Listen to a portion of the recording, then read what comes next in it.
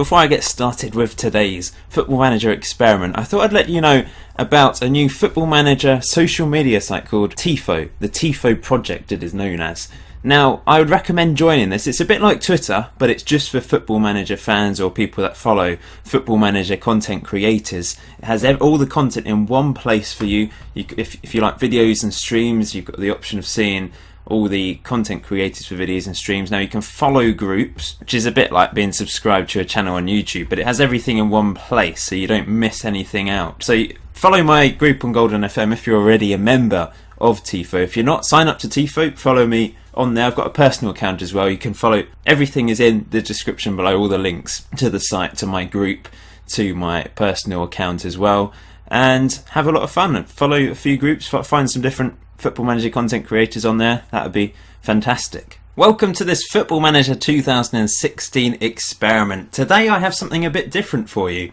It's a Yugoslavian Super League database, which also includes Yugoslavia as a nation on the game. Now this was made by my good friend Paul from FM Central, Football Manager Central. All the links to this database are in the description below. You can download it, load it into your game and play on this database. I'm sure it's a lot of great fun, and I'm sure a lot of people from the ex-Yugoslavia area, or Croatia, Serbia, Bosnia, would have a lot of fun playing on this save. So yes, like I said, this video is featuring the Yugoslavian League database. Now what Paul, I'm also called Paul, so this is going to be a bit confusing, but Paul from Football Manager Central put this database together. He's joined a lot of nations together effectively. He's created Yugoslavia from Serbia. So the backstory is Serbia have decided to rename the nation Yugoslavia. All the other countries have the option of joining them, and players have the option of becoming Yugoslavian. So they can either play for Yugoslavia or they can play for their old nations. So all the old nations like Slovenia, Montenegro, Croatia, they're still on the game,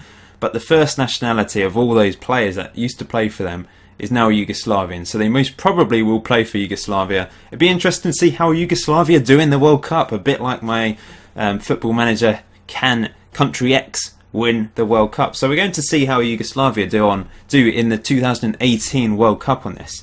But you can download the database here and play on it yourself. Now there's a lot of divisions, I'll go through them in a second, but that got me thinking that some of you may have created database or want to create databases that you'd like to feature in my videos.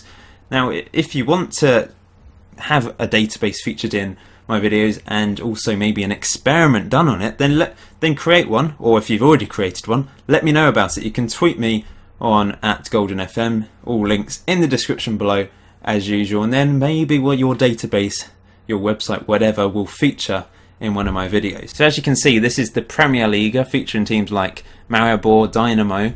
So that's all. It's done by reputation, so clubs with the highest reputation have been put in the top division. And then you got League One, or Liga One, whatever you want to call it, featuring Split, a few other, Slaven Belupo, Metalak. You've got Liga 2, 24 teams, and Liga 3. Then you've got the Yugoslavian Conference and the Zajic Conference. There's a few conference levels here as well. Ozim Lower Conference.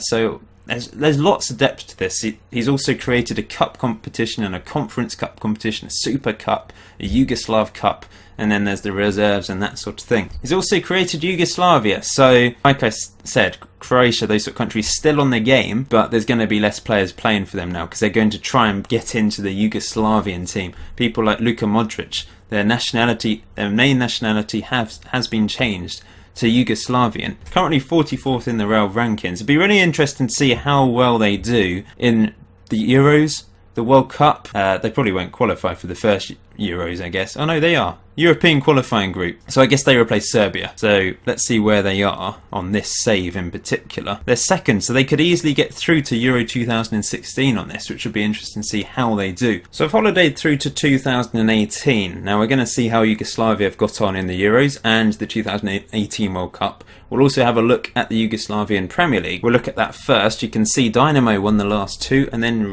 Rijeka, not 100% sure how to pronounce that, second. Partizan finished second twice, interestingly.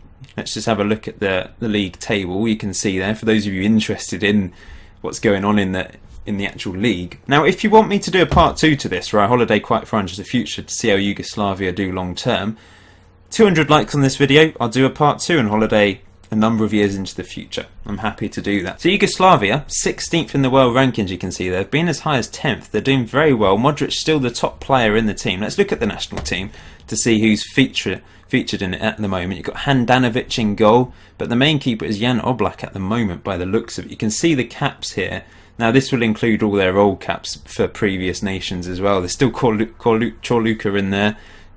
This guy, Tin Jedrach, a really good young right back. Very good player in the game. Kolarov, Markovic in there, Matic, Besic, Modric, Perisic, Juroric, Kampi, Pjanic, Kramaric, Mandzukic, Dzeko. They've got some cracking players.